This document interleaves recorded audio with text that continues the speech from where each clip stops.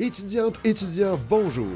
La période de mise en candidature pour l'obtention d'une bourse au Gala Méritas est officiellement lancée.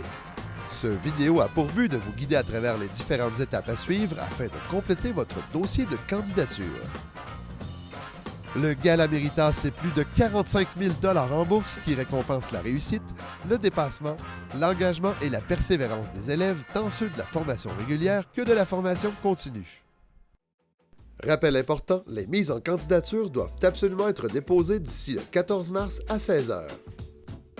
Première étape, rendez-vous sur le site du Cégep de Victo via le navigateur de votre choix ou directement au cegeppvicto.ca/Méritas.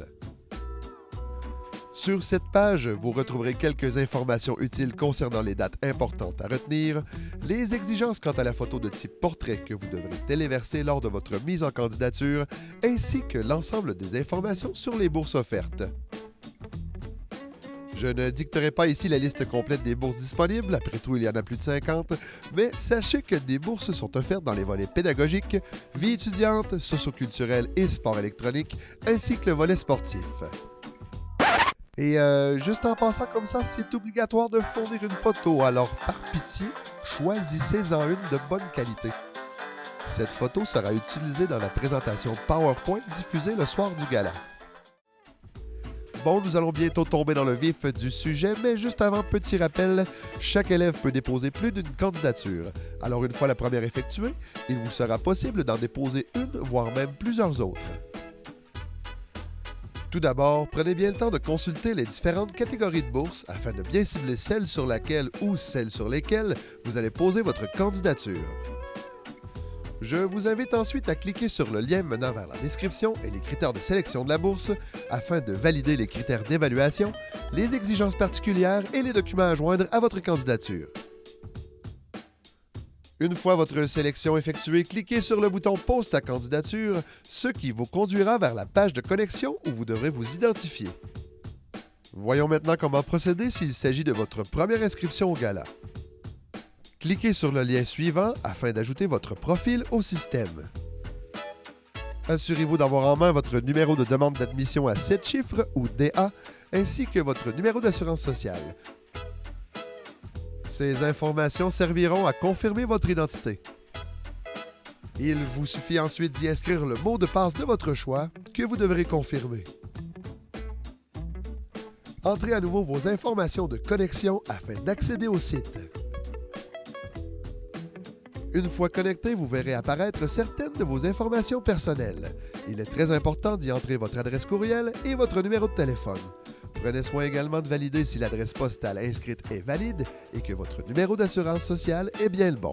Ces informations sont essentielles car pour toute bourse reçue, vous recevrez un relevé à joindre à votre rapport d'impôt de l'année suivante.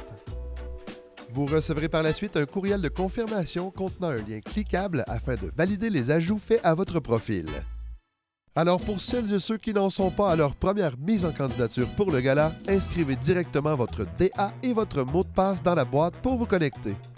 Il vous sera toujours possible de changer votre mot de passe en cas d'oubli. Vous n'aurez ensuite qu'à suivre les étapes indiquées pour initialiser votre mot de passe. Une fois sur votre page de profil, cliquez sur « Ajouter une candidature » afin de débuter le processus. Un avertissement apparaît dès que vous aurez accédé à la page de sélection. Cet avertissement stipule que vous n'aurez pas l'occasion de modifier les saisies effectuées dans votre formulaire une fois celui-ci envoyé. Dès que vous aurez cliqué sur la bourse de votre choix, un formulaire à remplir s'affichera. Ce formulaire comprend une liste des informations importantes à savoir, dont une liste des critères d'évaluation liés à la bourse que vous aurez choisie. Répondez aux questions demandées et joignez votre photo en format portrait. Et encore une fois, nous vous demandons la meilleure qualité possible. Pour ajouter une pièce jointe, cliquez sur « Choisir un fichier », puis sélectionnez le document désiré sur votre ordinateur.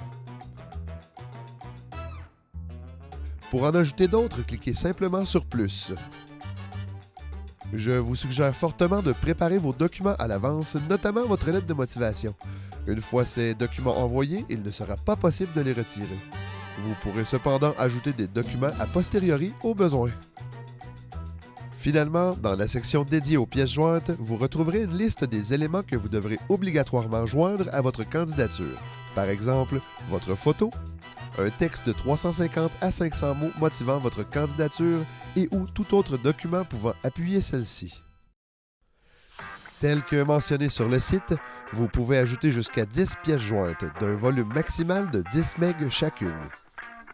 Après avoir vérifié que tous vos documents sont joints, que votre photo est téléversée et que vous avez bien répondu aux questions du formulaire, cliquez sur Envoyer et voilà, votre candidature est déposée. Vous voulez déposer une candidature pour plus d'une bourse? Cliquez simplement sur Ajouter, modifier une candidature et répétez le même processus que pour la précédente. Il n'y a aucune limitation quant au nombre d'inscriptions.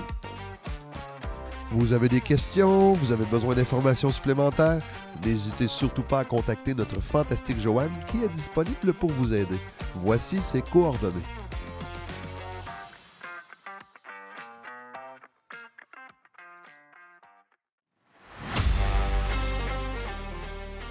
Cette vidéo est maintenant terminée. Merci pour votre attention et je vous souhaite la meilleure des chances pour l'obtention de votre ou de vos bourses.